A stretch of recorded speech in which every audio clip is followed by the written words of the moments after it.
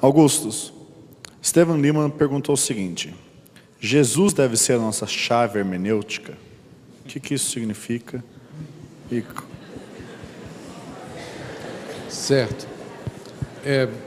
Para responder isso aí, a gente tem que dar algumas breves explicações antes.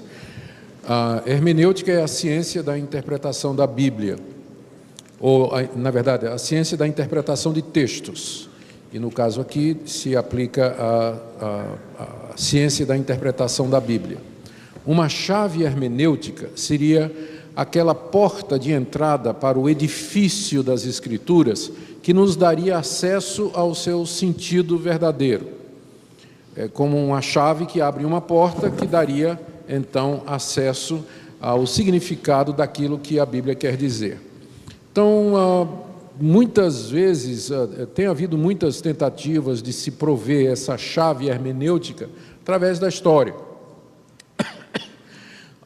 Várias propostas foram feitas, algumas das mais conhecidas.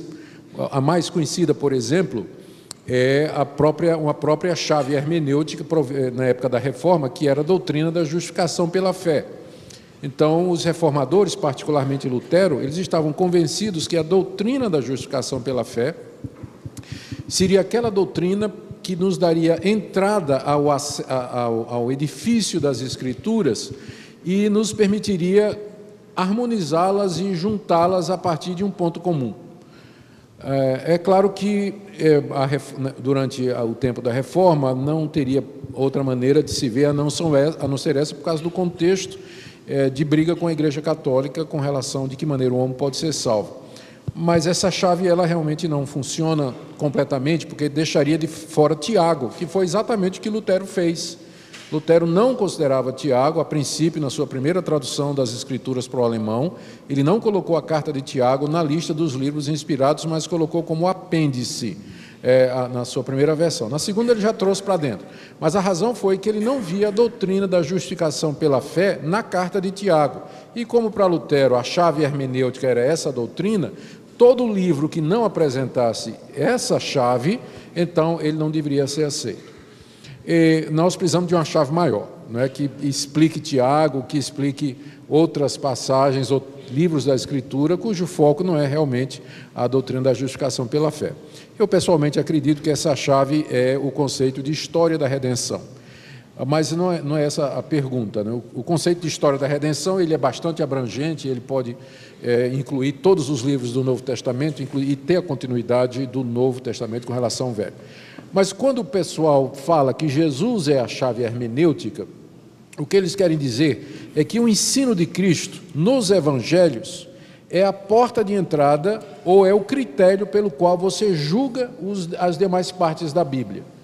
Então, eles vão dizer, Jesus ensinou o amor, ele ensinou o perdão aos inimigos, a religião de Jesus é a religião simples, é um tipo de judaísmo reformado, e, portanto, o que no restante do Novo Testamento não bate com isso, com o amor, com o perdão de Jesus e a misericórdia de Jesus, então ou tem um segundo lugar ou não deve ser considerado como Escritura. E aí jogam os evangelhos contra Paulo, contra Hebreus, contra Tiago e assim por diante, dizendo, é isso que esse conceito mais recente de que Jesus é a chave hermenêutica da Escritura quer dizer.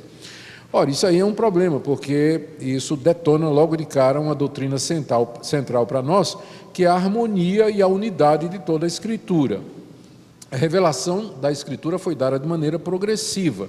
O que nós temos nos Evangelhos é o foco na ação salvadora do Filho de Deus aqui nesse mundo. Só que essa obra do Filho de Deus, ela foi interpretada e aplicada pelos apóstolos, que então, examinando a pessoa de Jesus e o que ele fez, nos deram os escritos que compõem o restante do Novo Testamento. Portanto, existe uma perfeita harmonia entre os escritos de Paulo, de Pedro, de João, de Hebreus, Apocalipse e os ensinos de Jesus e as suas ações que estão registradas nos Evangelhos. Então, é uma falácia antiga, não é? Esse é o velho cânon dentro do cânon, que é um erro que vem desde o período do racionalismo, quando as pessoas estavam tentando fragmentar o Novo Testamento e no meio dessa pluralidade, encontrar alguma coisa em comum. Não teria um cheiro de marcionismo nisso? Que a versão mais antiga disso é exatamente Marcião. Foi Isqueirinho agora. Foi Isqueirinho. Exatamente Marcião, que fez uma tentativa de reduzir o cânon da Bíblia a apenas aquelas ideias ou conceitos que ele atribuía ao Deus de Jesus Cristo, que seria um Deus de amor, um Deus de bondade, em contraste com o Deus do Antigo Testamento, que seria um demiurgo, um Deus mau, um Deus violento, um Deus legalista e assim por diante. Então, os que hoje defendem Jesus como chave hermenêutica são marcionitas modernos.